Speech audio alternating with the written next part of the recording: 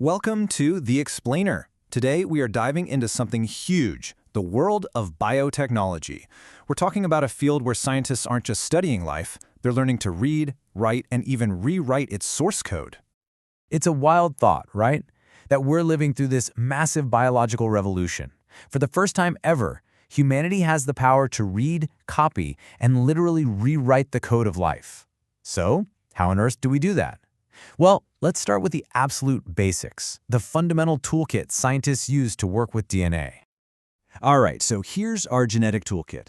Think about it. Before you can edit anything, a document, a piece of code, whatever, you first have to be able to read it, right?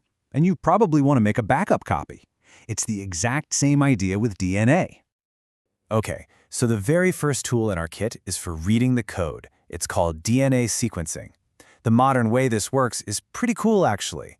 Scientists use lasers and fluorescent dyes. Imagine each of the 4 DNA bases getting its own unique color.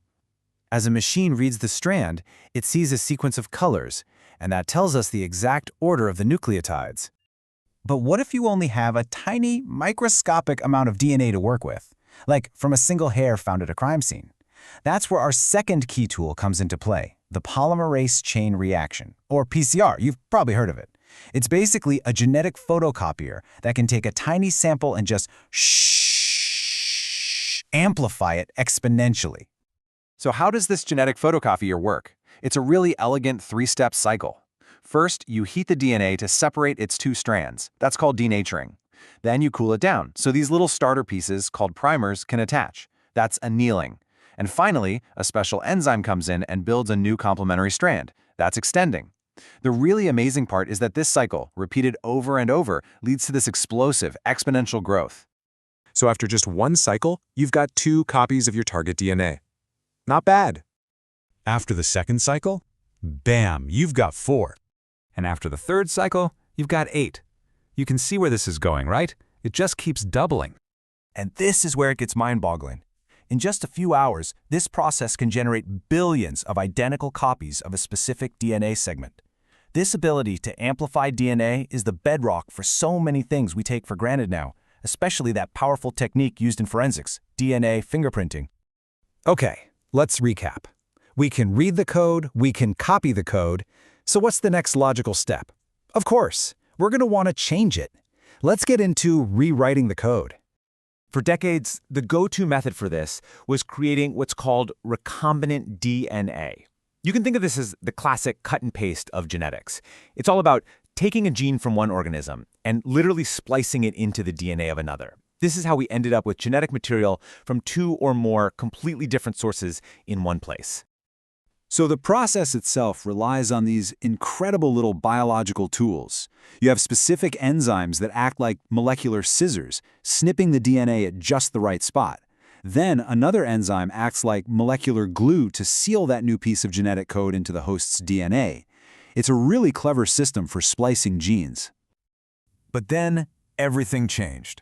A newer technology called CRISPR came along and just completely revolutionized the field. If the old way was like cutting and pasting a whole paragraph, CRISPR is like using the find and replace tool in a word processor. It's less like scissors and more like a molecular scalpel, allowing for incredibly precise edits. And this really gets to the core difference between the two. The classic cut and paste methods, they're fantastic for adding entirely new information, like inserting a whole new gene into an organism. But CRISPR is a master of editing what's already there. Think deleting a faulty gene or replacing a single misspelled letter in the genetic code. Okay, so we have this incredible power to rewrite the code of life. It sounds like science fiction, but what if we actually created with it? Let's look at some real-world examples. Well, for one, we've turned genetically modified bacteria into these tiny, microscopic factories. Seriously, they're now producing life-saving medicines like human insulin and human growth hormone. We've even engineered them to help us clean the environment, like creating bacteria that can literally eat oil spills. And then there's agriculture. Genetic modification has totally changed the game here. We've created crops that can naturally resist pests, crops with higher nutritional value like golden rice, which is packed with vitamin A, and even things like the Arctic apple, which doesn't brown when you cut it. That's a direct hit against food waste. We've even engineered animals. Some transgenic farm animals are being used as living bioreactors in a process that's literally called gene farming. They can produce incredibly complex pharmaceuticals right in their milk, which are then used to treat diseases like cancer and cystic fibrosis. It's just wild. So all these tools haven't just allowed us to edit life, they've also allowed us to understand it on a scale we never could have imagined. And that brings us to maybe the most profound application of all, decoding our own genetic blueprint. Now this is where it gets really interesting. You might think our DNA is just a long list of instructions for making proteins, but get this, only a tiny fraction of it, about 2%, actually does that. That's it, just 2%. So what about the other 98%? For the longest time, it was dismissed as junk DNA. But it turns out we couldn't have been more wrong. What we once called junk is now believed to be absolutely vital. It's full of things like jumping genes, called transposons, and it seems to play a crucial role in regulating how and when our genes are turned on and off. But you know, this newfound power to not just understand but actually manipulate our own biology, well, it brings us to a pretty profound ethical crossroads. We're not just talking about science anymore. We're talking about some really deep questions. And that really leaves us with this one powerful central question.